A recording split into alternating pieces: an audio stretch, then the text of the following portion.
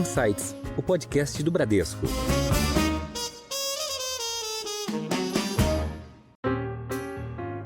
Então, uma das coisas que a gente tem notado é algumas mudanças de comportamento e redução do consumo. Então, o chinês ficou muito mais cauteloso pós-Covid, ele tem gastado menos. Então, tem essa discussão se isso vai acontecer na China, né? Hong Kong virou um laboratório onde a China experimenta algumas políticas e se elas funcionam em Hong Kong, eles implementam lá. Hong Kong ainda tem vouchers de consumo para estimular compras porque o pessoal não está comprando. Mas a verdade é que o gestor, na hora que compõe uma cesta hoje de portfólio chinês, de crescimento, tem que achar empresas que estão muito mais plugadas à nova estratégia do governo chinês. Seja consumo, seja tecnologia, serviço, carros elétricos, bateria, toda essa frente, energia renovável, semicondutores, que a China está avançando, apesar de ainda estar atrás, talvez, na corrida, e os acessos que a China tem procurado para isso, né? Hoje a China é o segundo maior exportador de veículo do mundo, né? Olá e sejam bem-vindos a mais um Insights, o seu podcast semanal com ideias que provocam um novo jeito de pensar. Eu sou a Juliana Maeda e você acabou de ouvir um pouco dos destaques de hoje, mas tem muito mais. Como é que a China vai continuar com o protagonismo que ela já vinha conquistando há anos? Quais os novos modelos para voltar a se destacar? E como é que estão as políticas e as relações geopolíticas da China com o resto do mundo? E quem vive lá, o que observa no dia a dia sobre confiança, consumo e os impactos no turismo para fora e dentro do país? E a gente convidou para falar mais sobre esse ambiente de Ásia a Fabiana Datri, que é economista da Bradesco Asset. Tudo bem, Fabi? Tudo bem, feliz de estar aqui mais uma vez para atualizar as discussões sobre a China e outros assuntos. Obrigada. E para o bate-papo também está conosco o Eduardo Bernardes, que é o Head de Distribuição Internacional da Bradesco Asset, meu colega também, que fica em Hong Kong, mas está especialmente hoje aqui em São Paulo. Edu, tudo bem? Tudo bem? Hoje eu vou te saudar com a saudação típica de Hong Kong, que é Le Sek Chou Fa Mei A. Lá a gente pergunta se a pessoa já comeu. É assim que a gente diz bom dia. Bom, Fabi, eu queria começar te perguntando, a China ainda está sofrendo algumas questões, algumas consequências econômicas pós-Covid, né? E eu sei que, na sua opinião, é um pouco delicado fazer a análise no curto prazo do país, né? Então, é isso mesmo, eu queria entender um pouco, para analisar o ambiente chinês, a gente tem que fazer um exercício mais de longo prazo, e eu queria que você desse também para a gente uma cor de como que está se desenhando essa matriz da retomada chinesa. Tá.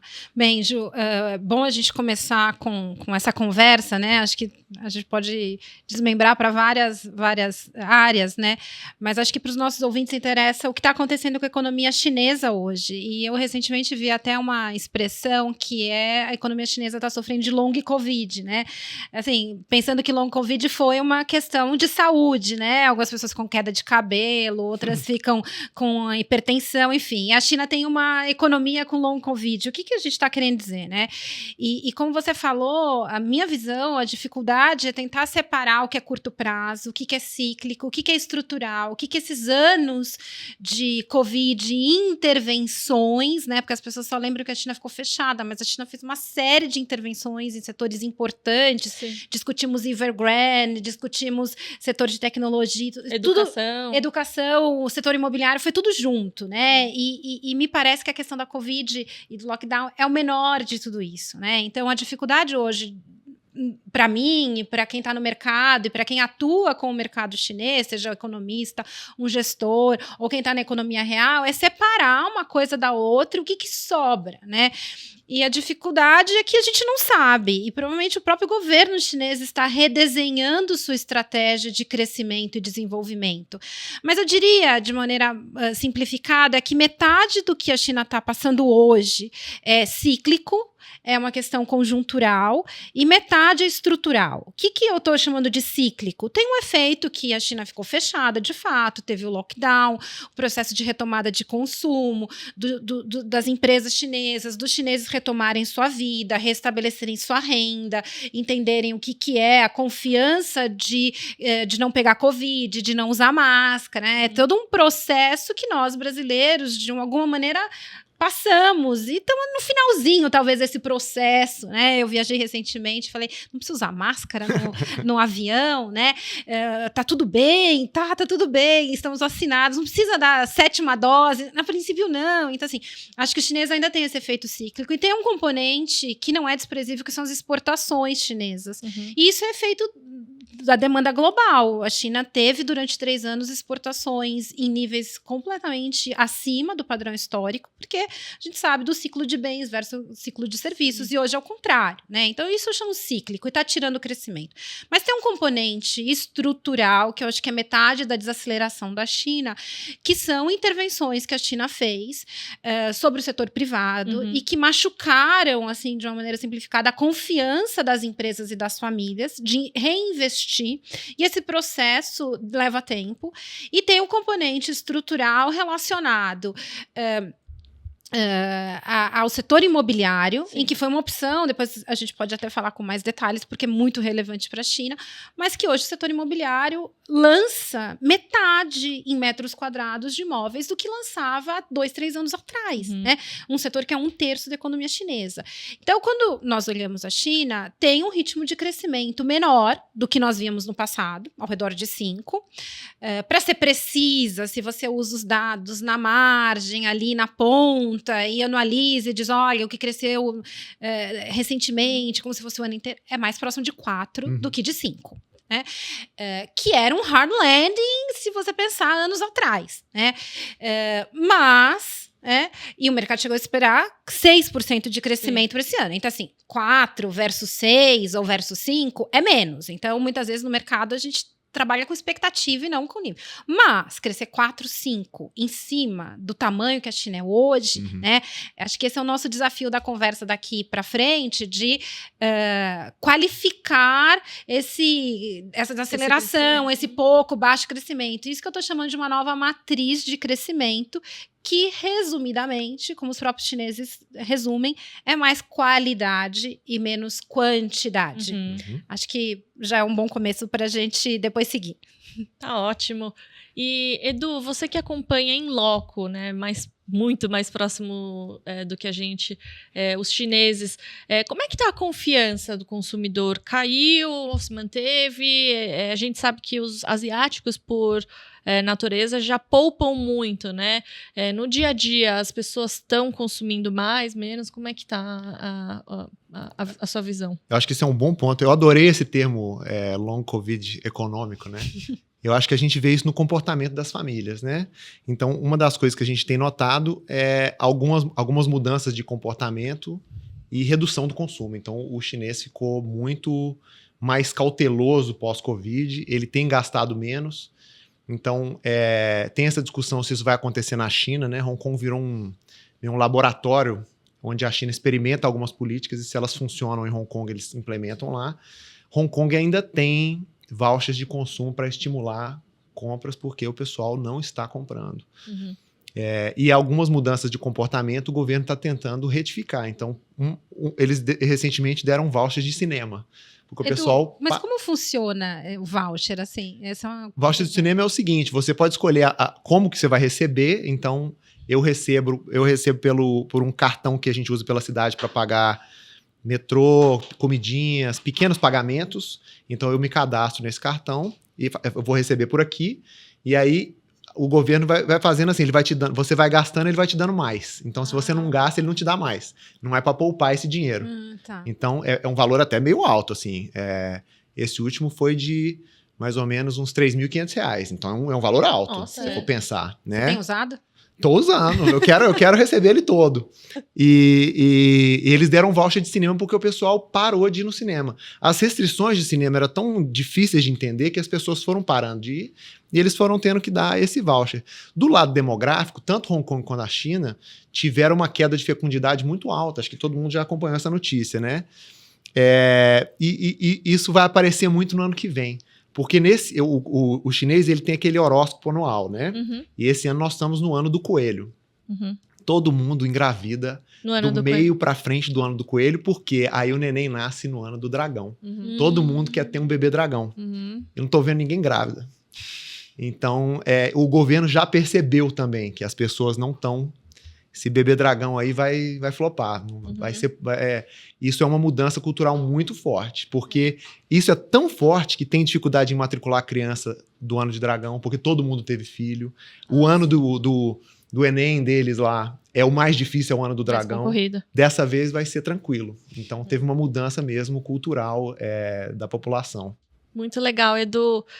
Fabi, eu queria então que você desse mais um pouco de detalhe. Também a gente já falou um pouco sobre a questão do ambiente global, como isso pode afetar na China também, mas teve uma questão de conflito, de relacionamento entre Estados Unidos e China e alguns outros países do Ocidente, que também foi exacerbado aí pela questão do Covid. E como é que isso impacta nessa retomada da China? Bem, Ju, eu diria que não foi um conflito, é o conflito, né? E eu gosto de datar o início das frustrações com o crescimento chinês, ou até para quem está mais ali no dia a dia do mercado, o fim do quanto pior, melhor. O que eu quero dizer com isso? Porque os mais antigos principalmente, aprenderam a lidar com a China quando desacelera, o governo vem com estímulos e faz o negócio acontecer. Bem, desde 2017 essas coisas mudaram, esse toma lá, dá cá, porque tiveram as transformações estruturais, a primeira delas em 2017, desculpa voltar, mas acho que ajuda para quem está olhando uma perspectiva mais dilatada, né? Em 2017 a China entendeu que aquele crescimento não era sustentável e vieram reformas do lado da oferta, quando ela entendeu que eram duas Chinas dentro de uma, ela estava alavancada e aquilo não era sustentável. Uhum. E ela entendia que ela iria fazer essa desalavancagem naturalmente. Só que em 2018, sob gestão do governo Trump, as relações desculpa, o Brasil não tem nada a ver com isso, mas entre a China e os Estados Unidos, elas estremecem. Uhum. Né? E ela tem diversas frentes, ficou rotulado como uma guerra comercial, e que discutiram-se tarifas e tudo mais, mas a essência é de quem é a hegemonia ou como dividimos a hegemonia, né? Acho talvez mais justo, global. Né? E, não só de crescimento, de tecnologia, exato, de inovação. A questão da tecnologia foi a questão central. E os Estados Unidos, naquele momento, conseguiram começar a tirar a China, os acessos da China à tecnologia, o acesso à tecnologia global. A gente sabe do evento da empresa da Huawei. E ali foi uma sequência, né? Veio a Covid, veio a guerra na Ucrânia, né? E essa polarização ela foi se acentuando de que lado você está e quais as consequências por ter o seu lado, né? E muitos países navegando no meio do caminho, tentando não ter lado, né? O fato é que, para a China, isso muda o modelo de crescimento. Um dos pilares hoje do crescimento chinês é a independência, a autonomia tecnológica e tudo que isso significa, né? O cerne é a questão geopolítica, né? Mas ela passa, né? E quando a gente às vezes pensa em tecnologia, é um conceito muito amplo, né? Então tem toda a parte de tecnologia no sentido dos semicondutores, que é onde a China está correndo atrás, né? Mas tem uma questão da tecnologia de energias renováveis, em que a China está correndo pela frente, né? Toda a questão de veículos elétricos, energias renováveis, as commodities ou os insumos que são necessários, ou seja, no limite, eu diria que a China entende que o crescimento é resultante da estratégia geopolítica. Né? A questão da segurança seja ela segurança alimentar, segurança militar, segurança energética, segurança tecnológica, vai garantir o crescimento. Ao você desenvolver a sua própria tecnologia, você gera uma produtividade que você não tinha. Ao ter que fazer laços e parcerias globais para ter a segurança alimentar, você gera pontes de crescimento, investimento e comércio. Sim. Ao gerar independência tecnológica, autonomia tecnológica, segurança tecnológica, militar, energética, alimentar. Então, isso muda. Mas eu diria que no curto prazo isso tira crescimento. Sim. Porque você tira os seus atalhos, né? E parte da estratégia chinesa, antes disso acontecer, era cortar atalhos com aquisições globais. E se a gente for lembrar, 2015, 16 e até 17, a estratégia da China era comprar empresas no mundo inteiro. Sim. E ao comprar, ela acessava mercados, mas mais do que mercados, eram marcas, tecnologia e reputação. Essas pontes foram cortadas. Isso faz a China ter que recuar. Não significa que ela não vai crescer, se ela vai crescer mais ou menos adiante, mas a estratégia tem que mudar a rota, né? E muitas vezes as pessoas têm uma ideia que a China tem projetos, né, metas de longuíssimo prazo.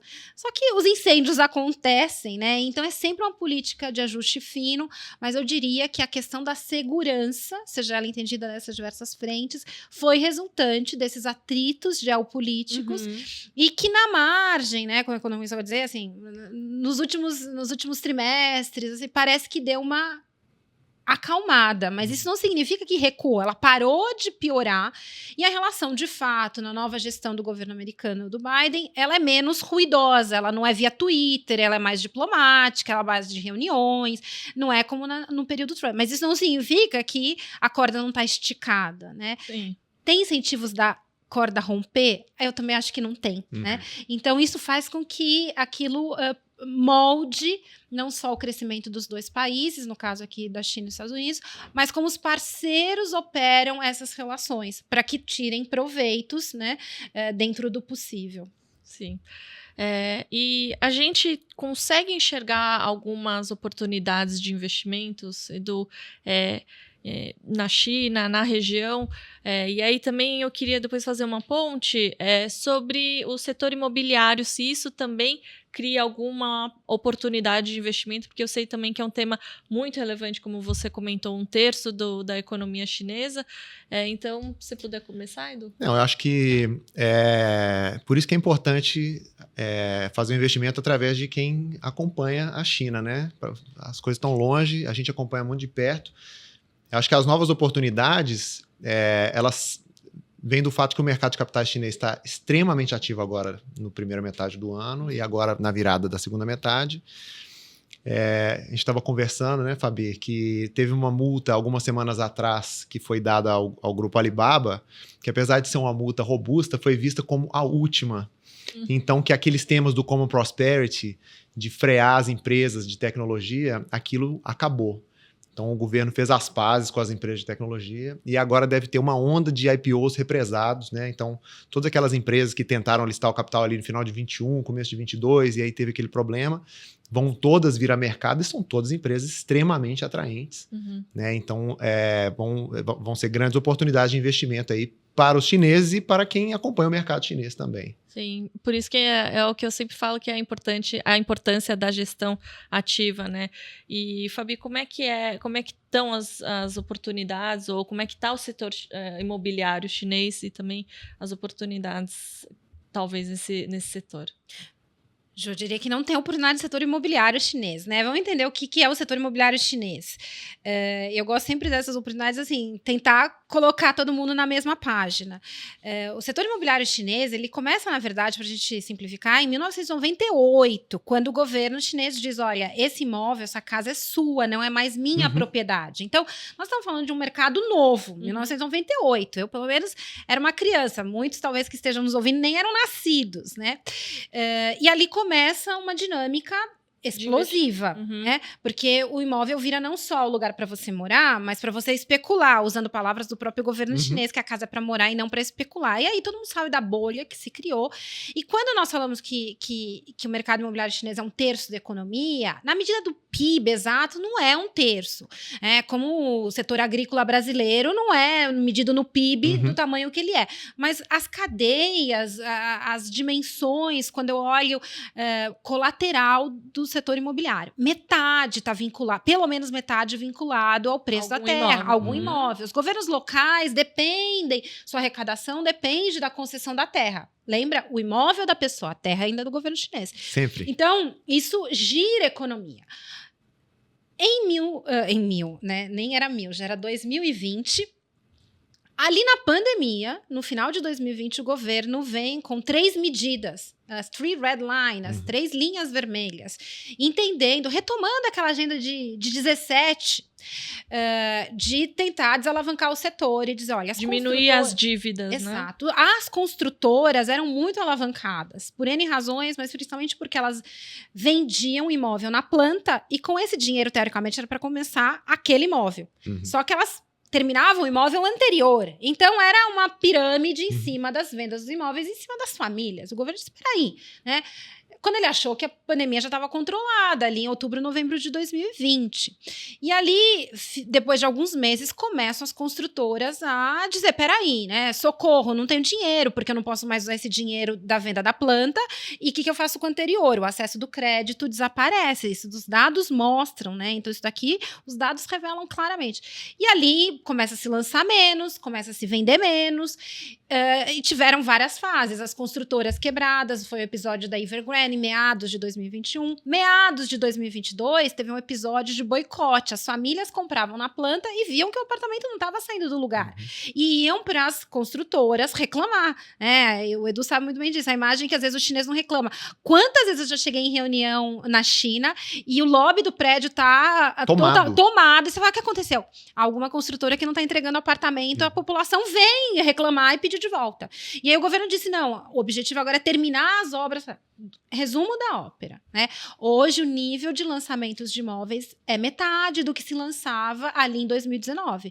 Como um setor que é 1/3 da economia cai pela metade e a economia não sente, então, no meio do caminho, vai sofrer. Outros setores aparecerão com uma outra dinâmica. Então, quando a gente pensa numa cesta de investimento chinês, as construtoras que eram relevantes, até para fazer uma composição numa cesta, mudaram. Para as famílias, elas também não enxergam mais o imóvel como um investimento, porque o próprio governo diz, não é, imóvel é para morar, não é para especular.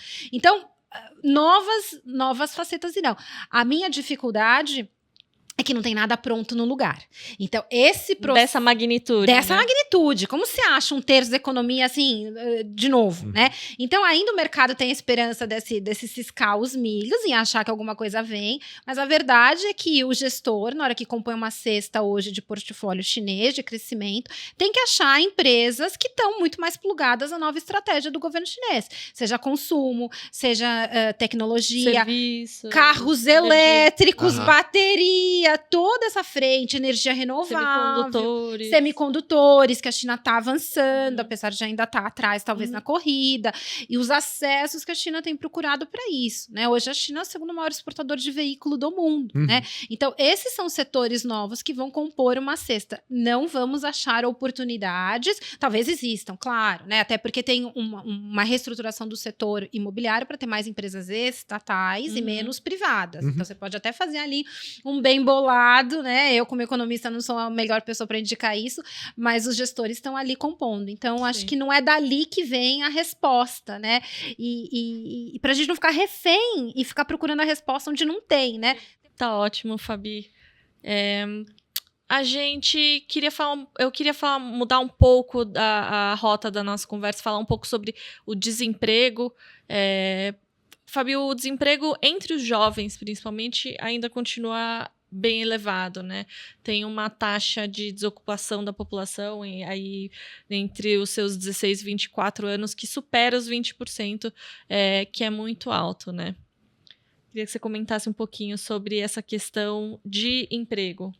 Esse é um tema que vem ganhando relevância até nos noticiários não econômicos, né, do desemprego entre jovens. Vamos lá. O ponto é, em geral, a taxa de desemprego entre jovens ela já é mais elevada. E de que jovens que nós estamos falando na China, como você disse, né? Então, é quem está saindo da universidade. Então, esse é o ponto, né? Que a nova geração chinesa, ao sair da universidade, encontra? Eu não sei o que ela encontra. Ela não encontra o emprego que ela imaginava. Ela vai encontrar desafios, né? Tem vários estudos que mostram, né, que é um problema de realocação, que novos empregos apareceram, que os empregos anteriores não existiam, ou que a nova juventude chinesa quer empregos mais ligados à área de humanas, comunicação, entretenimento, e os empregos estão sendo gerados na indústria, toda essa estratégia que a gente já falou, né? Então, tem um problema ali de realocação, mas o fato é que a juventude vai se deparar com uma nova China, que as coisas não estão no colo, talvez como uma geração anterior dos pais, que foi a geração que colheu essa fase recente de prosperidade, o crescimento chinês dos últimos 30 anos, que foi fácil, né? Uma geração que vai ter desafios adicionais àqueles que sua geração anterior já tinha. Mas acho que o que nos interessa é que isso gera instabilidade, isso gera incômodo do ponto de vista de política econômica. Isso faz barulho e ruído, né? Então, em que medida que essa taxa de desemprego elevada reflete não só as condições atuais, mas pode ser uma fonte de pressão para o governo, de descontentamento de uma juventude que vai falar mais, talvez, do que a juventude anterior, né? Que não falava. Que não falava. Ou que falava entre quatro paredes. Ou como eu diria... Que não tinha mídias sociais, né? Que não tinha mídias sociais e que muitas vezes em reuniões que eu tinha era a conversa do elevador, que você não tinha câmera, que não tinha nada. Isso mudou, né? Então, acho que é um desafio mais, diria, político do que econômico. Sim. Porque a grande massa da população está se reempregando e se recolocando à medida que a economia vai se restabelecendo. Acho que você comentou... Então, a gente estava conversando antes, né? Tá tendo um certo mal-estar entre as famílias e o governo. Então, como a Fabi está dizendo, antes o chinês ele era muito hesitante em falar mal do governo. A gente ia em alguma reunião, aí o setor daquela empresa tinha sido afetado. A gente, e aí, o que você acha? Não, a gente confia, o governo está fazendo isso para o bem no longo prazo. Não é possível, esse cara vai falar mal? Não. Hoje, você não precisa nem levantar a bola, eles já começam a reclamar do governo. E as famílias estão descontentes, né? E as famílias... assim, a gente também falou sobre isso. O contrato social da China é esse, né? O governo da China não é democrático. Então, a população diz o seguinte, olha, governo, a gente confia em você... A gente não vota, mas vocês têm que fazer eu ganhar dinheiro. O dinheiro tem que descer até aqui embaixo. Se o dinheiro não chegar, vai ter um mal-estar social, como a Fabi está falando. Vai ter sim. E você comentou que as famílias, acho que a Fabi também comentou que elas estão se sentindo desamparadas, né, pelo governo. É esse um pouco do ambiente que você sente? Então, isso é um ponto importante, que muita gente na China é parte do partido. Só tem um partido e todo mundo que tem alguma relevância faz parte do partido. Então, sempre teve essa sensação de unidade, né? Nós somos todos. E hoje em dia tem uma sensação de... Fui apunhalado nas costas. Meu filho não consegue emprego. As coisas estão difíceis. Durante o Covid, eu tive que vender um imóvel, sabe? Então, teve uma sensação de... E agora, né? Será que o partido continua olhando por mim? Então, existe essa sensação de quase de traição. Sim. Né? Eu acho que o governo já está olhando isso com cuidado, porque essa situação é mais ou menos insustentável lá. Mas hoje... Muita gente, né? Mas a gente fez alguns contatos lá com os chineses essa semana, a gente não precisa perguntar, eles já começam a reclamar do governo. Mudou essa situação.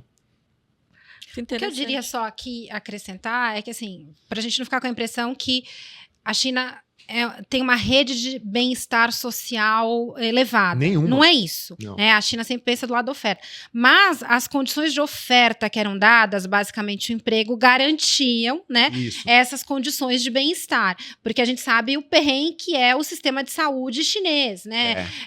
O sistema educacional também não é trivial, né? Então não é que o governo oferece tudo. Mas ele oferecia... Ele garantia que a economia crescendo garantiria seu emprego. E dado que você tem seu emprego, você faria a sua vida, né? A impressão de que as pessoas, de que a China é comunista, ela é equivocada. O que o governo dá não é uma bolsa para as famílias, não tem saúde gratuita, não tem A China é uma economia capitalista, fechada, lá do jeitinho deles, politicamente fechada, e o governo sempre deu o trabalho. Ó, tem emprego, você vai lá, arruma um emprego e você se sustenta. Então, que o governo escolhe, né? O emprego que ele vai dar. O governo sempre, como a Fabi estava dizendo, ele sempre criou condições para que os empregos aparecessem. Né? E agora, com essa quebra, né? Se não tem os empregos, aí quebra essa relação, né? Então fica uma ponta solta aí que precisa ser resolvida. Sim. Basicamente assim, seja empreendedor. Isso. Mas você não me preparou para ser empreendedor, né? Então é um pouco disso. É meio isso. E agora eu queria também, de novo, mudar um pouco. Edu, você está em Hong Kong. Como é que você tem visto o turismo para dentro e para fora, né? Em meio a isso tudo, agora os chineses podem voltar a viajar. Eles estão viajando para o exterior, estão viajando dentro da China para Hong Kong. E também eu queria fazer uma outra pergunta. Como é que estão as tendências? O que você vê de tendência? Eu sei que os doramas, as novelas coreanas são muito populares lá. Também estão ficando populares aqui. Então eu queria que você desse para a gente um pouco de tendências que você tem visto, que você pode adiantar que provavelmente vão chegar aqui. Legal. Eu acho que é interessante porque a Ásia sempre teve produção cultural muito forte, mas ela foi mudando de endereço, né? Então, Hong Kong, por um tempo, teve uma indústria de cinema muito forte. E agora, a Coreia é o grande polo de produção de séries, né? Novelas. Doramas. São esses doramas, né? Dorama, para quem não entendeu, é meio drama pronunciado do jeito coreano, né? Então, assim, o chinês hoje, ele está muito hesitante em fazer viagens para o exterior. Um dos motivos é que ele está mais cauteloso com despesa. Ele sofreu durante o Covid e ele está sendo mais cauteloso com o dinheiro dele. Mas tem um outro motivo, ele está com medo de ser meio acossado nas viagens interior, sabe? Ele não sabe como é que tá, sei lá, na Europa. Então ele está com medo de chegar na Europa e o pessoal, lá, o pessoal que trouxe Covid. Ele está com esse medo. Não é uma realidade, mas ele não está com essa confiança.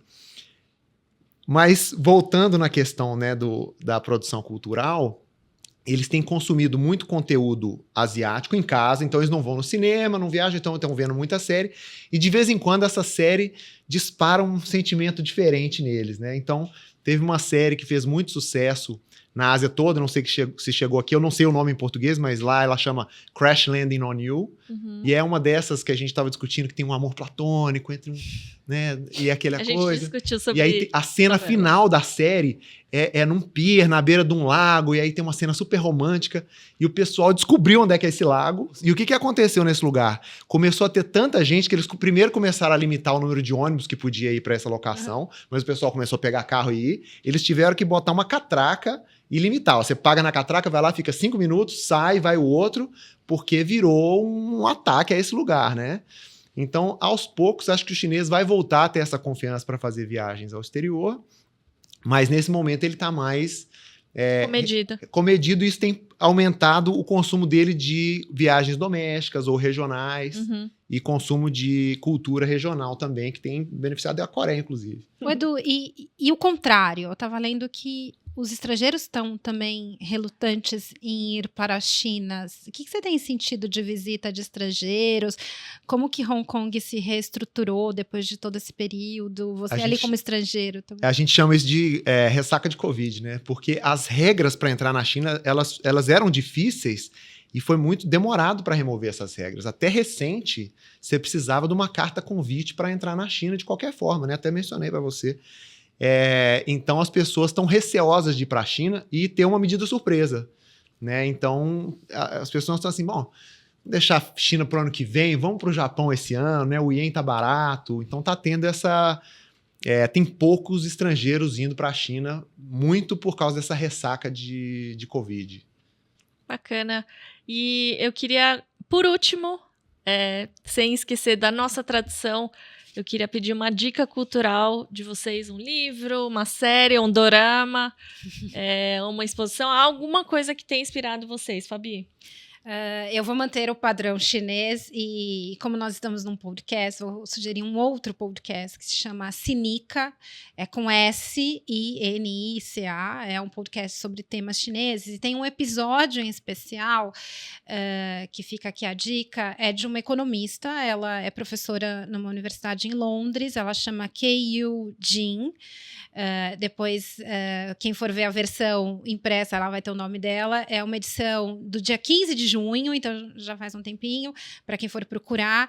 E essa professora, ela lançou um livro, né? E nesse podcast ela fala sobre o livro, e ela fala de vários temas aqui que nós estamos tratando, sobre talvez, entre aspas, rebeldia dos jovens atuais, o modelo de crescimento, tentar limpar o viés de como se analisa a China e a Ásia, né? Sendo um ocidental.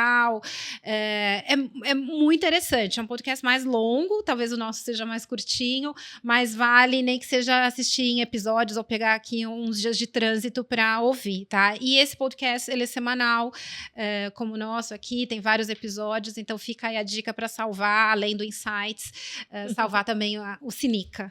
Muito legal. Edu? A minha dica não dá para fazer no carro. É um filme, ele chama Infernal Affairs, eu acho que ele não tem nome em português. É um filme de 2002, do Andrew Lau. Tem todos os grandes atores de Hong Kong nesse filme, é um classicaço. E ele foi refilmado pelo Martin Scorsese, aquele The Departed. Ah, sim.